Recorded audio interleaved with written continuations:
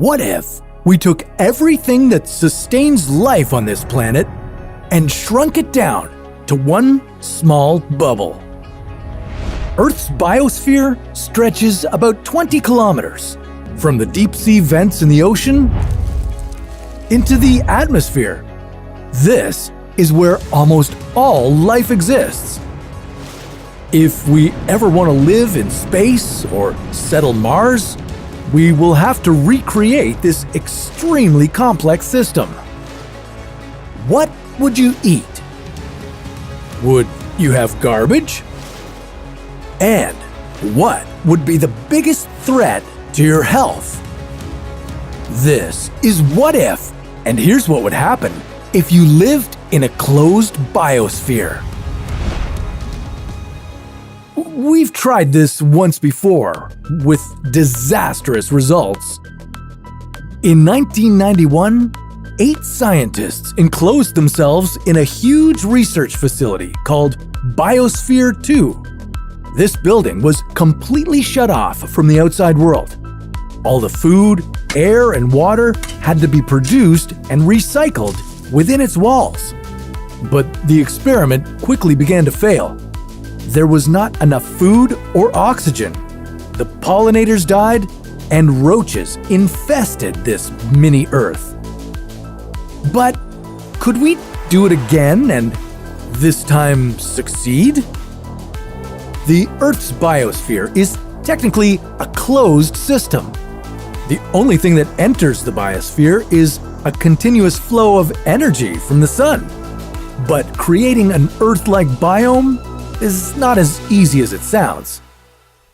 Within Earth's biosphere are biomes, communities of flora and fauna that occupy major types of habitats.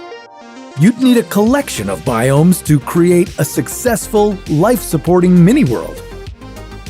Like Biosphere 2, you'd be living in a 12,700 square meter facility, which would contain a rainforest, an ocean with a coral reef, mangrove wetlands, savanna grassland, and a fog desert. You would also need agricultural land and a place where you lived and performed laboratory work.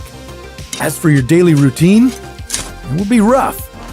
Keeping yourself alive would be a lot of work. You'd spend almost 35% of your time on agriculture. Then there's all the maintenance, lab work, and household chores. Your diet would be mainly vegetarian. It takes at least 25% more water to produce 1 kilogram of meat than 1 kilogram of wheat. Because animals require a lot of resources, you'd carefully select which ones to bring into your biosphere. I suggest the African pygmy goat, the most productive domestic animal in Biosphere 2. Its milk would be a welcome break from all the vegetables you'd be eating. The crew of Biosphere 2 survived mostly on sweet potatoes and beets. But you'd do a better job and successfully grow 100 different crops, including papaya and rice. Even with all your agricultural work, starvation would be a real threat. Because your biome is so small, the slightest problem can ruin your food crop. You could have unbalanced soil composition from adding waste, pollinators dying off, pests increasing, disease. Whole fields of food could be ruined, leaving you very hungry.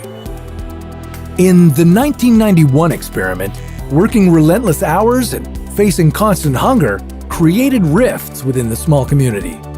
To avoid this, you'd need the perfect number of people to balance the other work and food production. Too few people and you'd be overworked. Too many people and there wouldn't be enough food to go around. While crops would be a major focus of your attention, you'd still need to tend to the rest of the biomes. Plants wouldn't just be for eating after all. They'd also produce oxygen. And much like the Amazon rainforest, you'd need areas that are full of plant life so you could breathe. Too little oxygen or carbon dioxide, and you could be in trouble. It's tricky to balance them, and in Biosphere 2, oxygen depletion became a huge issue. Why? They mixed too much organic matter into the soil. This caused an explosion of oxygen-eating microbes, which decreased the amount of oxygen. And the carbon dioxide produced by these microbes reacted to a chemical in the biosphere's concrete. So the plants couldn't use the extra carbon dioxide during photosynthesis. Luckily, we learned from that mistake. You'd make your biosphere so it wouldn't react to carbon dioxide. Okay, so you have enough food and oxygen, that's good, but what about waste? It has to go somewhere, and there's no room for landfills in your mini world. You'd have to compost all human and animal waste. And remember, this compost would increase the number of oxygen-eating microbes, so you'd need to plan for that while maintaining your biosphere. Everything you use would be reusable, and it would all have to be compostable.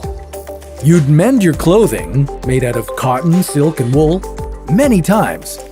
Then you'd use it for rags, then stuffing, and finally you'd throw it on the compost heap. You'd rely on technology to circulate air, pump water, and constantly measure everything in the biosphere. This takes power, and your only options would be solar, nuclear, or both. Earth is a vast, complex system where every living organism, including you and me, are connected. Recreating that on any scale is a gargantuan task. And we'll have to master this process if we ever want to settle Mars or create cities on the moon. Want to learn more about living in a closed biosphere? Join us on What If Discussed.